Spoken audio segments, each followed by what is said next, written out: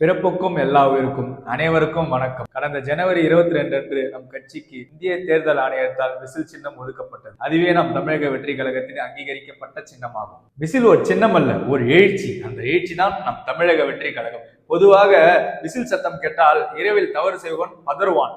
அதுபோல்தான் இன்று இருளில் இருக்கும் நம் தமிழகத்தில் நம் தாவேக்காவின் விசில் சத்தம் எதிரிகளை பதற வைக்கிறது. விசில் ஒரு பாதுகாப்பு, விசில் ஒரு புதிய தொடக்கம், விசில் ஒரு உற்சாகம், விசில் ஒரு எழுச்சி. இன்று விசில் தான் நம் அடையாள சின்னம். வருகின்ற சட்டமன்ற தேர்தலில் நமக்கு எதிராக நம் விசில் சின்னத்தை போன்ற வடிவில் பல்வேறு சின்னங்கள் பயன்படுத்த வாய்ப்புள்ளது. எனவே நம் வெற்றி தலைவர் அவர்கள் சமூக வலைதளத்தில் பயன்படுத்தும் விசில் சின்னத்தையே நம் சின்னம் என கொண்டு வெகுஜன மக்களிடத்தில் கொண்டு செல்வோம். விஜய் என்பது 3 எழுத்து, விசில் என்பது 3 எழுத்து, வெற்றி என்பது 3 எழுத்து.